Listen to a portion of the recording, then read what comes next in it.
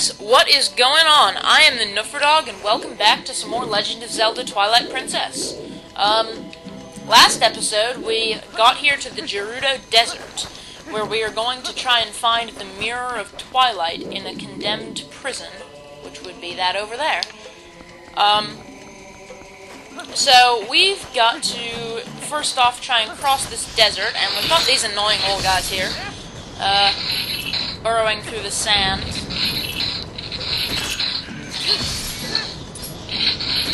Can't help but think that these guys' design is just a tad bit generic. I mean, how many other games and movies and whatever do you see little burrowing monsters that look really similar to that? I've been playing a lot of Terraria lately. I bought that on Steam a few days ago. I gotta say, it's pretty frustrating.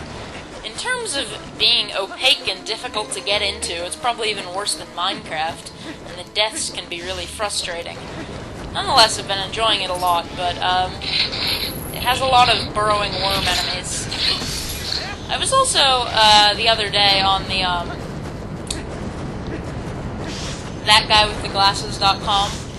That is, like, one of my favorite websites ever. Watching reviews of the Tremors movies by Obscurus Lupa. I just like checking out random video reviewers and stuff on sites like that. I don't know, I'm just rambling. And I caught a male dayfly. Don't really know what a dayfly is. Sounds suspiciously like a misspelling of mayfly or something to me, but apparently they're a real thing. By some accounts. I don't know. That's just one more thing to give to Agatha to earn us some more rupees. Speaking of which, I think the other thing that I like to use as a place to give my rupees away when I am about to go in a dungeon to complete a side quest by giving them my rupees. I think that opened up, and I've forgotten to show it off. So these are some, like, ruin-type things here. We'll come back later. Can't really do anything there right now. I swear that there's a golden bug in this gorge, little canyon-y area, or one very similar to it, like the other dayfly, but I don't know, maybe the dayfly was just out of the gorge, and there's only one in the desert, but maybe they're both in the desert. I don't really know. No, I don't. Nope, because I'm pretty much incompetent, and here's more little burrower things. Oh god, and combine that with the fact that I hate the Burrowers so much in Metroid Prime. Burrowing worm enemies are everywhere these days, it seems. I think these guys respawn indefinitely, so I could literally just stand here for hours and kill them. But I'm not going to, because that would be boring and accomplish almost nothing. Except maybe I would get a few rupees. I think I saw a golden bug glow over here. Come here. You're too far away. No. What is your shadow doing? Video game lighting. How unrealistic you are. There we go. Swatted her down from the wall. Now we have both dayflies, so that's an easy 150 rupees when we get back to Castletown. Also wasted pretty much the first 4 minutes of this video, but whatever. And Link, what was that? Just what? Okay. We want to continue making our way over here. And here the bow is going to start to be very handy. I don't believe those burrowers can get to you if you stand on a platform like this. Oh, and these flying plant things up here, you can actually latch onto them with the claw shot, and they'll move around, and you can use them to get around. So if you were on the bottom of this cliff, you could use that to get up. From the top, there's no particular need for it. So there's, you can see that there's all these wooden structures here, which were apparently built by bokoblins. They were manned by bokoblins. I don't know if they were built by bokoblins. Or not bokoblins, boblins. I always get those two confused. I want to say bokoblins. No. Oh wait, I have the Hawkeye. This is one point in the game where the Hawkeye could be pretty useful. There's a couple of areas here where you want to snipe some boblins down. Although the fact that it does this sort of cinematic kill cam thing every time you every time you kill an enemy with it can be kind of annoying, because it slows you down. Here's some boglins and some boars, but we are just gonna... Okay, that boar just took off because we accidentally slashed it. What? I think I actually managed to... I think I successfully pulled off that finishing blow while, that cutscene happened.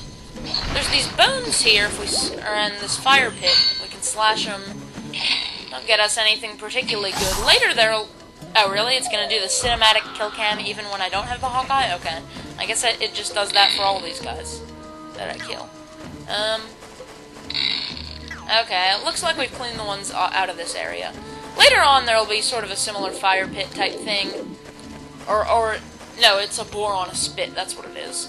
So yeah, we can ride the boars. It's pretty awesome. Now, if we hit A to dash, it's not like our horse where we just get a short speed boost. He'll dash all over the place and become very difficult to control, but he can smash through these wooden barriers. Pretty cool. So up there, behind us is where we need to go, but there's some chests we can get around here, which I'm just gonna get. They're under the towers, so we have to knock over the towers to get to them. You got a purple rupee! This is not the only point in the game where we'll be using the boar riding, but, red rupee. This is the first dungeon where it's possible that we may fill up the, arrows. Not fill up the arrows, fill up the big wallet. Come to me, boar, you are also my minion. All the animals of Hyrule are apparently my minions. I have many minions. Can you... No, you can't use your sword, on boar back, even though you can on horseback. And I just had to try this out, because I don't know that I've noticed this area before, but I figured there would probably be some loot in here, and I'm right. There's a chest. Probably just some rupees, you never know. Yeah, red rupee. Nothing particularly valuable, but it didn't take a particular amount of effort to get to it. Alright. Wanna just maneuver our boar on over. Maneuver. Why do I suddenly develop southern accents when I say certain things? Guess it comes from living in the south all my life.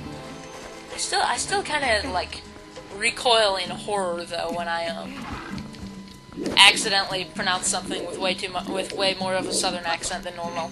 I mean, no offense to anyone southern, but I'm sure you know. Even if you don't live around here, you know the stereotypes, so you can probably understand why I wouldn't want to be associated with southern accents and, like, redneck type stuff. So there's some arrows. And, you may have noticed, here's the golden wolf. We're gonna learn the 5th hidden skill. Oh yeah. I have to say, this is not the most useful hidden skill. Your hat is as delicious as ever. This is not the most useful hidden skill, but there are a couple enemies where it's really handy. Woof. We meet again. I'm gonna start calling you Sammy, because you're really similar to my dog, whose name is Sammy. At last, the skills I have to teach you have entered the realm of true secrecy. They are forgotten ways that do not leave our bloodline. Wait, our bloodline? And yet you're gonna teach it to me? Does that mean I'm related to you? Who are you? Among the techniques I shall be teaching you are some that may even endanger you. Do you feel ready to learn these skills? I do. Very well. But before we begin, I must test you to ensure that you have mastered the last skill I taught you, the Helm Splitter. Now then, come at me! Ho! Ho! Ho! Like a boss. Excellent. It appears you are certainly capable of performing my lost art. Very well. My 5th hidden skill is the Mortal Draw. Let it be hewn into your mind. I think this skill is a really cool concept, but it's a little hard to use. I mean, he makes it clear how it can be dangerous. The ways of the sword are known to many creatures, and some have strengthened their guards against shield attacks and back slices. Should you encounter such a foe, the Mortal Draw that I am about to teach you is most effective. You must sheathe your sword and cast aside the most basic of sword skills, the Z-target. You must wait until your foe is upon you. This British accent suddenly got more extreme. Then, before the enemy can see through your ruse, you must quickly draw your blade with A. Jeez, cutting it a little close there? There is no defense for this. The mortal draw deals death. Okay, I have to call him out on that. Very well, now try it. That is a straight-up lie. There are many enemies in the game. Well, okay, maybe not many, but quite a few important ones that are not instantly killed by a mortal draw. You know, the tougher enemies that they want to really make challenging. That was a pointed strike, but do not forget that this technique leaves your life at risk. The 5th hidden skill, the mortal draw, has been passed on. Yeah, the mortal draw... it's really useful against some enemies. There are still 2 hidden skills for you to learn. Do not neglect your daily sword training between now and the time you come to learn the next. May we meet again. Indeed, sir. Indeed. I want to meet you again, because the 6th hidden skill is a really fun one. I think Mortal Draw is a really cool concept, but, you know, as he said, it can be rather dangerous. Because you have to not Z-target, which means not use your shield, in addition to not having your sword out as enemies are approaching you. But you can hit multiple enemies with it and insta-kill a lot of things. But a lot of the tougher enemies that it's most useful on, hate these things. There's a side quest later on where we have to run through a field that has these guys in it. They're called Burrowers. They appeared in a lot of the previous games. Actually, they were in the very first game, and they were annoying in that game too. You don't encounter them in very many places, but there's like one area of Hyrule Field, and there's a side quest that requires you to run through that area of the field while carrying something that prevents you from like using your sword or anything. And if you drop it by getting hit by an enemy, you have to try again. So I get really annoyed by those guys in that part. Oh wait, I already have my bow equipped to be. The Hawkeye would probably be useful here, but I'm gonna see if I can hit this guy. I think I'm overestimating the effect of gravity on these arrows sometimes. Perfect. Perfect. So, the Boblins have a little bit of a sort of fortress set up in the entryway to this old prison. And there's some, like, small chests we can open for, you know, rupees and arrows. I think some of these areas actually have infinite waves of bokoblins until you kill... I think there are some points in here where there's, where the melee bokoblins on the ground will respawn infinitely until you kill... not bokoblin, boblins. I always do that. Until you kill one of the archers up on a tower. But the bow can also be useful against the ground-based ones, since it one-hit kills boblins always. Of course, they're pretty easy to take out with the sword anyway. Arrows! Yeah, you can find lots of arrows around here. They have to make sure you stay stocked, since they're pretty much the most useful thing and necessary in some places, I think. If you do indeed have to kill the archers to pass. First blue rupee of the play session has to take the time to pick it up. Oh my god, did my arrow just reflect his arrow? That's awesome! And did it just like suddenly become evening again? Everything just suddenly got very red. Is the blood moon rising? Alright, let's kill you. Sons of snickerdoodles. I keep saying that because it's hard for me to think up more original insults on the spot. Being put on the spot, it's not something I'm good at. It's hard, man. Bro, dude. I'm not sure if you can knock these down with bombs. You might be able to.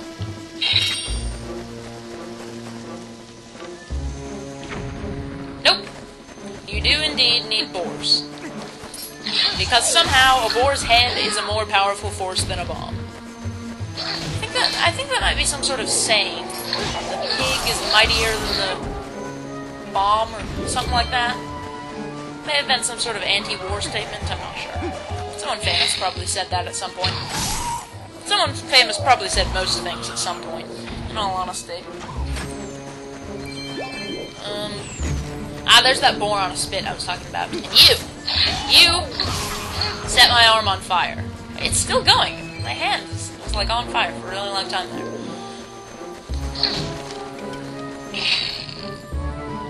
Wait a minute. Okay, he's not noticing me. I have to take the time to get a perfect shot. Because he's right here.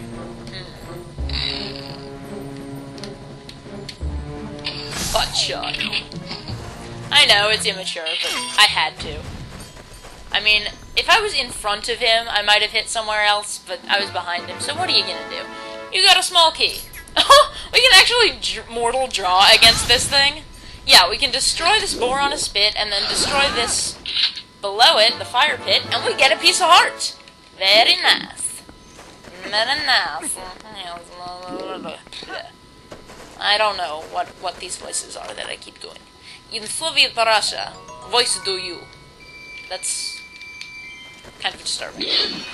How does a voice... Okay, never mind. The in Soviet Russia jokes aren't really supposed to make sense, are they? But I make them all the time. Even around, like, my family. I say them to my dad a lot. Somehow that wooden gate just locked behind us. There's a boar in here. What happens here? The ominous red eyes in the darkness. Oh my god, you again!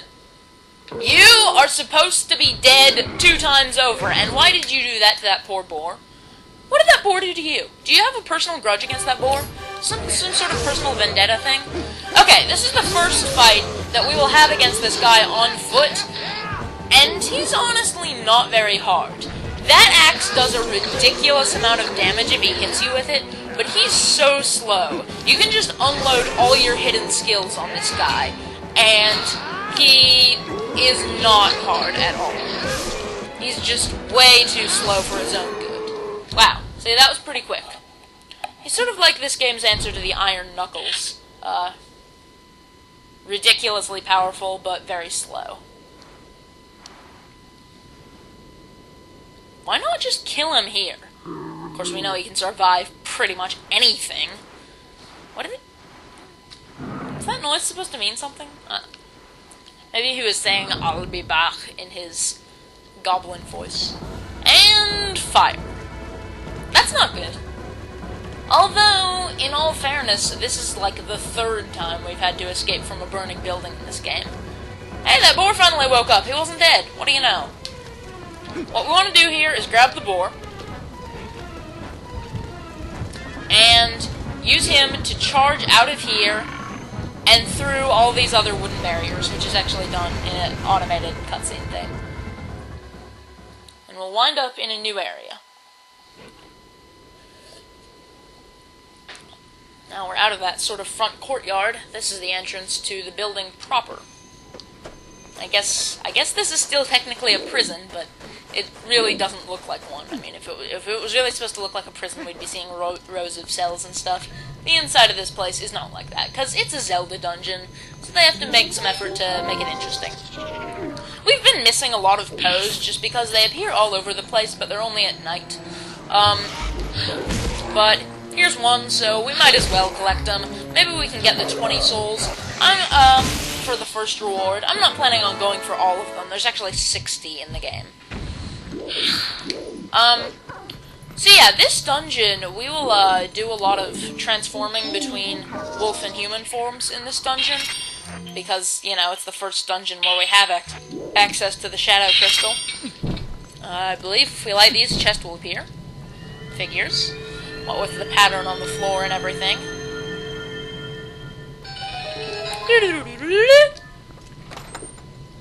Well, that's not going to be helpful in syncing things up, since I don't think that played on the TV. But purple rupee, always nice, and we have almost 400 rupees without even entering the dungeon. We're probably going to fill it up. I may end up, like, warping, like, leaving the dungeon and warping to somewhere else and spending my rupees while we're in the middle of things if we fill up the wallet too early. but we'll see. So this is being in the desert, this is a sand-themed dungeon, but it's also supposed to be kind of creepy in answer to, like, the Shadow Temple and Earth Temple from previous games. Or, I don't know, Stone Tower Temple. God, that place was confusing. Although I don't think it was as bad as Great Bay Temple. But I think I used a walkthrough the first time I played through Majora's Mask. Get off. No, you're not getting away from me. I'm gonna kill you. I'm gonna take this rupee before it disappears. And then I'm gonna get this heart. 'Cause I'm awesome. So anyway, wanna hookshot onto this grate in front of this torture lamp thing in there. Jump across. Episode's running a bit long, so I'll end it off once we get to sort of a bigger room that feels more important. I don't like to end episodes off in these pointless entry tunnels. I mean, they're not entirely pointless. They're a nice sort of intro to the dungeon before you run into, like, the big hub where it does the whole cinematic sweeping view thing. But, nonetheless, I don't like to end episodes off in here. So this sand, rolling into it gives us a little bit of extra distance to cross it, but, I'm not sure how to take that one. Are these, like... Where did they get these? Are these like kids? Did they condemn small children? Or are they like the skeletons of little people? I don't know. I can't... Somehow I doubt that there were that many criminals of either variety. But they're so short. I don't know, maybe there's some weird non-human creature. Actually, all the skeleton enemies in this game look inhuman because there's a small key. Oh, right, there's these branching paths. Yeah, all the skeleton enemies in this game don't look human because they have these weird horns and stuff. So this is actually lantern oil right here. See what I mean? About later dungeons, on the rare occasion that you actually need your lantern, they just give you lantern oil straight up. So you really never need to buy it, even though there are several places that sell it. I believe this will be the key. Yes, it is. I've been having a lot of issues with videos having random little skips where it just skips just a few seconds of video or missing, and I have to, like, either cut out my commentary if I'm not saying anything important, or just delay the video a little bit. See, here's more of these tiny little skeletons. I think they're technically called Stal Children. Those were an enemy in the previous games. Stal Child that would appear in Hyrule Field at night in Ocarina of Time. Crap, I'm in the sand. If you stay in the sand too long, you know, you walk slowly in it, you try to sink, and, wow, I'm being overrun by pygmy skeletons. And are they wearing helmets? They might be. Well, that's creepy, so that's why I got out of there. That and the fact that I want to progress in the dungeon. So this is sort of a hub for the first half of the dungeon. But I'm going to end this video off here, so I will see you guys next time with more Legend of Zelda Twilight Princess. Goodbye from the Nofredog.